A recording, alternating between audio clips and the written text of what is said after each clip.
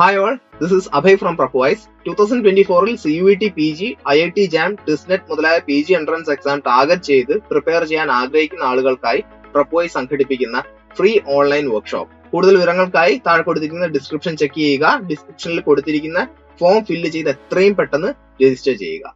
Hi all, welcome back to new class. അപ്പൊ ഇന്നത്തെ ക്ലാസ്സിൽ നമ്മൾ ഡിസ്കസ് ചെയ്യുന്നത് CUET PG 2023 നിന്നുള്ള അനലിറ്റിക്കൽ സ്കിൽസ് വന്നിട്ടുള്ള കുറച്ച് ക്വസ്റ്റ്യൻസ് ആണ്. ഫസ്റ്റ് ക്വസ്റ്റ്യനിലോട്ട് പോവാം. ഫസ്റ്റ് ക്വസ്റ്റ്യൻ ഒരു statement and assumption type of question ആണ്. സ്റ്റേറ്റ്മെന്റ് പറയുന്നത് drastic increase in pollution is now a global phenomenon. Okay, assumption first നോക്കാം. Growing pollution industries highways and construction are beyond control. അപ്പൊ നോക്കുക, industries ആണെങ്കിലും അതുപോലെ തന്നെ highway construction ഒക്കെ തീർച്ചയായിട്ടും ഡെവലപ്മെന്റൽ പ്രോസസിന്റെ ഭാഗമായിട്ടാണ്. അതൊക്കെ ഒരു എസെൻഷ്യൽ ആയിട്ടുള്ള കാര്യങ്ങൾ തന്നെയാണ്. അതുകൊണ്ട് തന്നെ ആ ഒരു അസംപ്ഷൻ സ്ട്രോങ് ആണ്, അല്ലാന്നുണ്ടെങ്കിൽ കറക്റ്റ് ആയിട്ട് ഫോളോ ചെയ്യുന്നുണ്ട് എന്നുള്ളത് നമുക്ക് പറയാൻ വേണ്ടി കഴിയില്ല. നെക്സ്റ്റ് പറയുന്നത് all countries have realized it and working towards the control. അപ്പൊ ഇതൊരു ഗ്ലോബൽ ഫിനോമിന ആയതുകൊണ്ട് തന്നെ, പൊല്യൂഷൻ ഒരു ഗ്ലോബൽ ഫിനോമിന ആയതുകൊണ്ട് തന്നെ തീർച്ചയായിട്ടും കൺട്രികൾ അത് റിയലൈസ് ചെയ്തിട്ട് വർക്ക് ചെയ്യാൻ സ്റ്റാർട്ട് ചെയ്തിട്ടുണ്ട്. അപ്പൊ തീർച്ചയായിട്ടും അതൊരു കറക്റ്റ് ആയിട്ടുള്ള അസംപ്ഷൻ ആണ്, അല്ലെങ്കിൽ സ്ട്രോങ് അസംപ്ഷൻ ആണെന്ന് നമുക്ക് പറയാൻ വേണ്ടി പറ്റും. ആ രീതിയിൽ നോക്കുന്ന സമയത്ത് option 2 if only 2 is implicit എന്നുള്ളതാണ് റൈറ്റ് ആൻസർ ആയിട്ട് വരിക. ഓക്കെ, അങ്ങനെയാണെങ്കിൽ രണ്ടാമത്തെ ക്വസ്റ്റ്യനിലോട്ട് പോവാം. B, D, E, F and L have different weights. അപ്പൊ ഏതൊക്കെയാണ്? B, D, E, F അതുപോലെ തന്നെ L. Okay, E is heavier than D. E is heavier than D but lighter than B. Okay, E എന്ന് പറയുന്നത് D നെക്കാളും heavier ആണ്, പക്ഷെ B നെക്കാളും lighter ആണ്. ആ രീതിയിലാണ് നമ്മളവിടെ കൊടുത്തിട്ടുള്ളത്. നെക്സ്റ്റ് പറയുന്നത് L is heavier than F but lighter than D. Okay, ഇപ്പൊ രണ്ട് ഇൻഇക്വാളിറ്റീസ് നമുക്ക് കിട്ടിയിട്ടുണ്ട്. നമ്മൾ എന്ത് ചെയ്യാം, ജസ്റ്റ് രണ്ടും കൂടി കമ്പൈൻ ചെയ്യാം. ഇപ്പൊ രണ്ട് സ്റ്റേറ്റ്മെന്റ്സ് നമുക്ക് കിട്ടിയിട്ടുണ്ട്. നമുക്ക് അത് രണ്ടും കൂടി, രണ്ടിലെ ഹിൻസും കൂടി നമുക്ക് എന്ത് ചെയ്യാം, ജസ്റ്റ് കമ്പൈൻ ചെയ്യാം. B is greater than E, greater than D, greater than L, greater than F. Okay ആണല്ലോ. അപ്പൊ ഇതാണ് ആ ഒരു ഓർഡർ എന്ന് പറയുന്നത്. അപ്പൊ ഇവിടെ നമ്മൾ നോക്കുന്ന സമയത്ത് ഏറ്റവും ഹെവിയസ്റ്റ് ആരാണ്? B ആണ്. അതുപോലെ തന്നെ ഏറ്റവും ലൈറ്റസ്റ്റ് F ആണ്. നമ്മളോട് ഇവിടെ ക്വസ്റ്റ്യൻ ചോദിച്ചിട്ടുള്ളത് ദ ഹെവിയസ്റ്റ് വൺ ആണ്. ദാറ്റ് മീൻസ് B ആണ് നമ്മുടെ റൈറ്റ് ആൻസർ ആയിട്ട് വരാം. നെക്സ്റ്റ് ക്വസ്റ്റ്യനിലോട്ട് പോവാണ്. In a certain code language അല്ലെങ്കിൽ in a certain language mineral is coded as RSTU VWZ and sound is coded as FGHIJ. Then how is reader will be coded? എന്താണ് reader? Okay, reader എന്നുള്ളതിന്റെ code എന്തായിരിക്കും എന്നുള്ളതാണ്.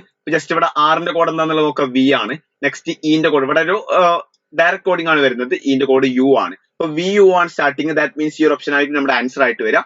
ഇവിടെ നമുക്ക് just ഒന്ന് complete ആക്കാം. ഇവിടെ ലാസ്റ്റ് ഒരു R വരുന്നുണ്ട്. ദാറ്റ് മീൻസ് ലാസ്റ്റും എന്തായിരിക്കും? VN ആയിരിക്കും. അതിന് മുമ്പ് E ആണ്. അപ്പൊ അതിന്റെ കോഡ് U ആയിരിക്കും, നമുക്ക് ഓൾറെഡി അറിയുന്നതാണ്. നെക്സ്റ്റ് എന്റെ കോഡ് എന്താ വരിക? എന്റെ കോഡ് W ആണ് വരിക. നെക്സ്റ്റ് D ന്റെ കോഡ് സൗണ്ടിന്റെ ലാസ്റ്റ് D വരുന്നുണ്ട്, J ആണ് വരിക. ആ രീതിയിൽ തന്നെയല്ലേ നോക്കാം, VUWJU. Okay, JUV. ഓക്കെ, ആ രീതിയിൽ തന്നെയാണ് ഓപ്ഷൻ C എന്ത് ചെയ്യുന്നത്, അല്ലെങ്കിൽ ഓപ്ഷൻ 3 വരുന്നത്. നെക്സ്റ്റ് ക്വസ്റ്റ്യനിലോട്ട് പോവാം. In the below mentioned question, 2 statement and 2 conclusion, 1, 2 are given. Choose one of the following answer that you think is correct given after the statement and conclusion. First statement പറയുന്നത് all gardens are schools. Okay, all gardens are schools. Next പറയുന്നത് all schools are colleges. All schools are colleges. അപ്പൊ നമുക്ക് ഈ ഒരു രീതിയിൽ സ്റ്റേറ്റ്മെന്റിന്റെ when diagram വരക്കാൻ പറ്റും. നിങ്ങൾക്കറിയാം ഇതൊരു സിലോജിസം ടൈപ്പ് ഓഫ് ക്വസ്റ്റ്യൻ ആണ്. ഓക്കെ ആണെങ്കിൽ നമുക്ക് ഫസ്റ്റ് കൺക്ലൂഷനിലോട്ട് പോവാം. All gardens are college. അപ്പൊ ഈ കോളേജ് എന്ന് പറയുന്ന വലിയ സർക്കിളിനുള്ളിലാണല്ലോ തീർച്ചയായിട്ടും ഓൾ ഗാർഡൻ വരുന്നത്. ദാറ്റ് മീൻസ് ആ ഒരു കൺക്ലൂഷൻ കറക്റ്റ് ആണ്. നെക്സ്റ്റ് പറയുന്നത് some gardens are not college. അങ്ങനെയാണോ? ഇവിടെ എല്ലാ ഗാർഡനും തന്നെയാണ്, കോളേജ് തന്നെയാണ്. കോളേജ് അല്ലാത്ത ഗാർഡൻ എന്ത് ചെയ്യുന്നില്ല, തീർച്ചയായിട്ടും വരുന്നില്ല. ഈ കോളേജ് എന്ന് പറയുന്ന വലിയ സർക്കിളിനുള്ളിൽ തന്നെയാണ് ഗാർഡൻ എന്ന് പറയുന്ന ഒരു വോൾ സർക്കിൾ എന്ത് ചെയ്യുന്നത്, വരുന്നത്. ഇപ്പൊ രണ്ടാമത്തെ ഒരു കൺക്ലൂഷൻ ആ രീതിയിൽ നോക്കുന്ന സമയത്ത് എന്താണ്, തെറ്റാണ്. ഓക്കെ, അപ്പൊ നമ്മുടെ ആൻസർ എന്ന് പറയുന്നത് ഓൺലി കൺക്ലൂഷൻ 1 ഫോളോസ് എന്നുള്ളതായിരിക്കും. Next question, P is Q's brother. P is Q's brother. Q ന്റെ ബ്രദർ ആണ് P. Next R is Q's mother.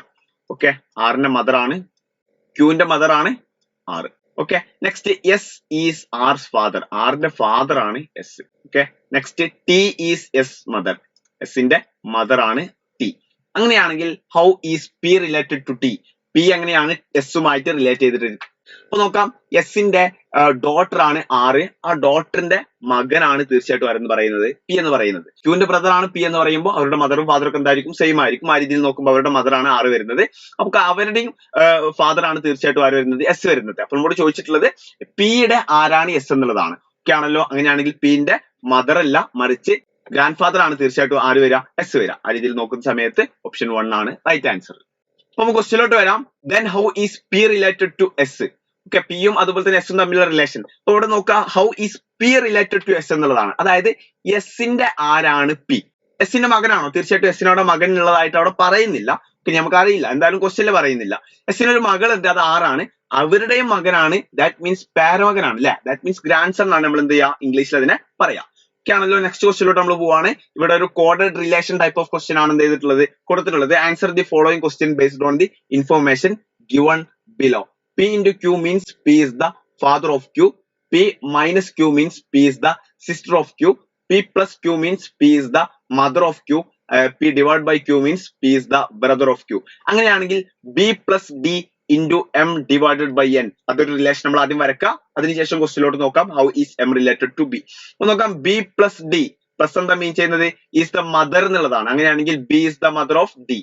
B is the mother of D. Next, D into M. D into M means D is the father of M. D is the father of M. Next, M divided by N means M is the brother of N. M is the brother of N. Okay അല്ലേ? അങ്ങനെയാണെങ്കിൽ ഇവിടെ പറയുന്നത് നോക്കാം, how is M related to B.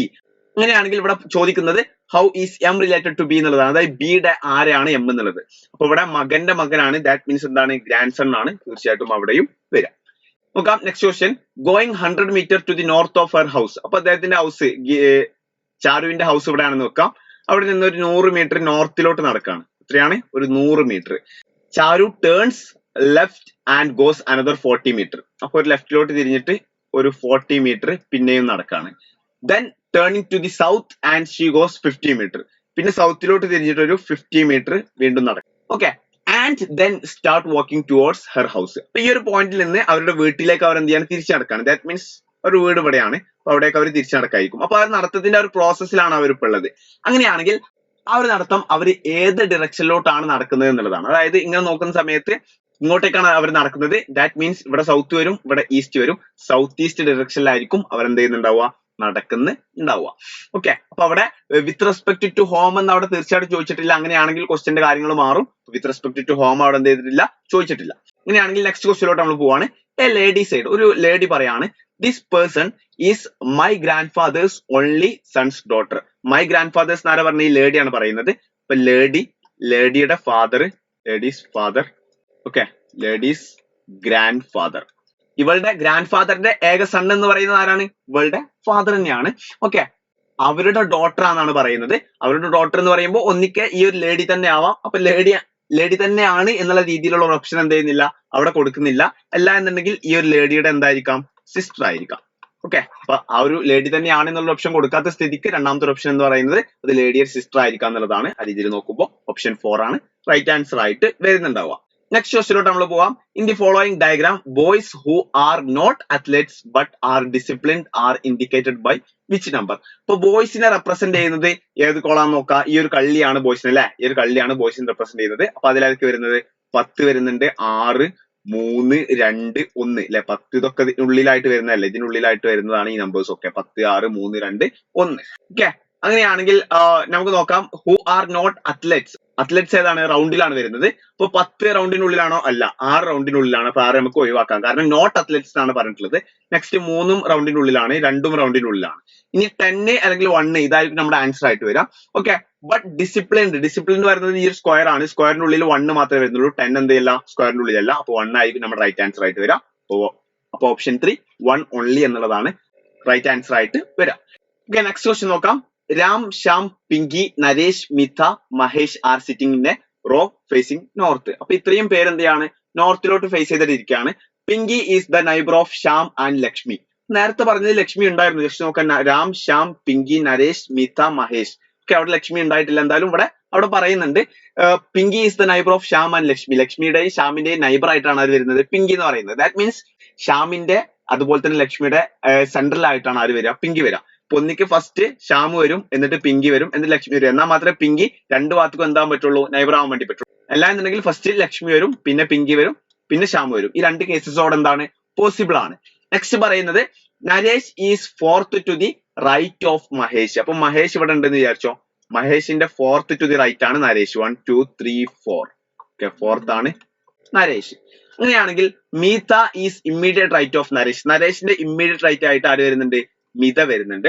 Okay, ഇവർ 3 പേരും തീർച്ചയായിട്ടും അടുപ്പിച്ച് വരണം. അപ്പൊ ഞാൻ ഇങ്ങനെ ഓപ്ഷൻ കൊടുക്കുകയാണ്. ഒന്നിക്ക് ഇവിടെ എസ് വന്നു, ഇവിടെ പി വന്നു, ഇവിടെ എൽ വന്നു. അല്ലാന്നുണ്ടെങ്കിൽ ഓക്കെ, അല്ലാന്നുണ്ടെങ്കിൽ നമുക്ക് നിബന്ധന കൊടുക്കാൻ പറ്റും. ജസ്റ്റ് എസ് ഓർ എൽ എന്നിട്ടാൽ മതി, ഇവിടെ എൽ ഓർ എസ് എന്നിട്ടാൽ മതി. രണ്ടാളും രണ്ട് കേസിലും വരാൻ പോസിബിൾ ആണ്. ഇവിടെ എസ് വരാണെങ്കിൽ അപ്പുറത്ത് എൽ വരും, അപ്പുറത്ത് എസ് വരാണെങ്കിൽ ഇപ്പുറത്ത് എന്ത് ചെയ്യും? എൽ വരും. ഓക്കെ, ഇനി ഒരാളും കൂടി ബാക്കിയുണ്ടല്ലോ, രാമ ബാക്കിയില്ലേ? ഓക്കെ, 1 2 3 4 5 6. ഓക്കെ, ഇവിടെ ലക്ഷ്മിനും കൂടി പറയുന്നുണ്ട്. ദാറ്റ് മീൻസ് 7 ആൾ ടോട്ടൽ ഉണ്ട്. അപ്പോ ഒന്നിക്ക രാമ എന്ത് ചെയ്യാം? ഇവിടെ വരാം. ഇത്രയും പറയുന്ന കേസസ് നോക്കിയിട്ട് ഒന്നിക്ക രാമ ഇവിടെ വരാം. അല്ലെങ്കിൽ രണ്ടാമത്തെ ഒരു കേസ് എടുക്കുന്ന സമയത്ത് 3 4 5 6 7. ഓക്കെ, ഇവിടെ മഹേഷ് വന്നു, ഇവിടെ എസ് ഓർ എൽ വന്നു, ഇവിടെ പി വന്നു, എൽ ഓർ എസ് വന്നു, ഇവിടെ നരേഷ് വന്നു, മീത വന്നു, ഇവിടെ രാമു വന്നു. ഓക്കെ, ഇത്രയുമാണ് മെയിൻ ആയിട്ട് നമ്മളവിടെ കൊടുത്തത്. അങ്ങനെയാണെങ്കിൽ ഇവിടെ who are the left of Pinky എന്നുള്ളതാണ്. പിങ്കിയുടെ ലെഫ്റ്റിൽ ആരൊക്കെയാണ് വരിക എന്നുള്ളതാണ്. നമുക്ക് 2 കേസസ് വന്നിട്ടുണ്ട്. ഫസ്റ്റത്തെ കേസിൽ ഒന്നിക്കെ രാം ഉണ്ടാവും, അതുപോലെ തന്നെ മഹേഷ് ഉണ്ടാവും, അതുപോലെ തന്നെ എസ് ഓർ എൽ. ഇതാണ് ഫസ്റ്റത്തെ കേസിൽ. രണ്ടാമത്തെ കേസിൽ മഹേഷ് ഉണ്ട്, അതുപോലെ തന്നെ എസ് ഓർ എൽ. ഇത്രയും പേരാണ്, 2 പേരാണ്. അല്ലെങ്കിൽ ഒന്നിക്ക് എസും എല്ലും കൂടി ഒരിക്കലും വരാൻ വേണ്ടി കഴിയില്ല. ഓക്കെ, അപ്പൊ നമുക്ക് കൂടുതൽ അപ്രോപ്രിയേറ്റ് ആയിട്ടുള്ള ആൻസർ ഏതാണ് വരുന്നത് എന്നുള്ളത് ജസ്റ്റ് ഒന്ന് നമുക്ക് ചെക്ക് ചെയ്ത് നോക്കാം. ഇവിടെ ലക്ഷ്മി, നരേഷ്, മീത, രാം, അതാണ് ഫസ്റ്റ് ഓപ്ഷൻ കൊടുത്തിട്ടുള്ളത്. ഓക്കെ, ഹു ആർ ലെഫ്റ്റ് എന്നാണ് ചോദിച്ചിട്ടുള്ളത്. അപ്പൊ ലെഫ്റ്റിലേക്ക് ഇവിടെ ലക്ഷ്മി വരാൻ ഒരു പോസിബിലിറ്റി ഉണ്ട്, നരേഷ് വരാൻ യാതൊരുവിധ പോസിബിലിറ്റിയും തീർച്ചയായിട്ടും ഇല്ല. ദാറ്റ് മീൻസ് ഈ ഓപ്ഷൻ എന്ത് ചെയ്യാണ്? കട്ട് ചെയ്യാണ്. Next second option Mahesh and Shyam. ഇപ്പൊ ഈ ഓപ്ഷൻ നോക്കുന്ന സമയത്ത് മഹേഷും ശ്യാമും വരാനുള്ള ഒരു പോസിബിലിറ്റി നമുക്കുണ്ട്. നമുക്ക് അവിടെ ഓപ്ഷൻ ആക്കിയിട്ട് വെക്കാം. നെക്സ്റ്റ് പറയുന്നത് മഹേഷ്, ശ്യാം ആൻഡ് ലക്ഷ്മി. ഓക്കെ, ശ്യാമും ലക്ഷ്മിയുടെ ഒരുമിച്ച് വരുമോ? തീർച്ചയായിട്ടും ലെഫ്റ്റ് സൈഡിലേക്ക് ശ്യാമും ലക്ഷ്മിയുടെ ഒരുമിച്ച് വരില്ല. കാരണം എന്തായാലും ഒരാൾ പിങ്കിയുടെ റൈറ്റിലായിട്ട് വരും. ഓക്കെ, അപ്പൊ 2 പേരും കൂടെ എന്ത് ചെയ്യൂല? ലെഫ്റ്റിലോട്ട് വരൂല. ഈ ഓപ്ഷൻ നമുക്ക് കട്ട് ചെയ്യാം. നെക്സ്റ്റ് ശ്യാം ആൻഡ് മീത എന്നുള്ളതാണ്. ഓക്കെ, എപ്പോഴെങ്കിലും ഈ 2 കേസാണ് നമുക്ക് കിട്ടിയത്. 2 കേസിലും തീർച്ചയായിട്ടും പിയുടെ ലെഫ്റ്റ് സൈഡിലായിട്ട് മീത വരുന്നുണ്ടോ? ഇല്ല. ആ ഒരു കേസിൽ നമുക്ക് ഒഴിവാക്കാം. നമ്മുടെ ഏറ്റവും ക്ലോസസ്റ്റ് ആയിട്ടുള്ള ആൻസർ എന്ന് നമുക്ക് വേണമെങ്കിൽ പറയാം വരുന്നത് മഹേഷ് ആൻഡ് ശ്യാം എന്നുള്ളതാണ്. അപ്പൊ ഈ ഒരു രീതിയിലാണ് നമ്മൾ എന്ത് ചെയ്യുന്നത്? ഈ ഒരു ക്വസ്റ്റിനെ സോൾവ് ചെയ്തത്. ഇത്രയൊക്കെയാണ് മെയിൻ ആയിട്ട് ഇന്നത്തെ ഒരു സെഷനിൽ നമ്മൾ ഡിസ്കസ് ചെയ്യാൻ വേണ്ടി തീരുമാനിച്ചിരുന്നത്. ബാക്കി ക്വസ്റ്റ്യൻസുമായിട്ട് നമ്മൾ വീണ്ടും കാണും. ഇതുവരേക്കും ബൈ.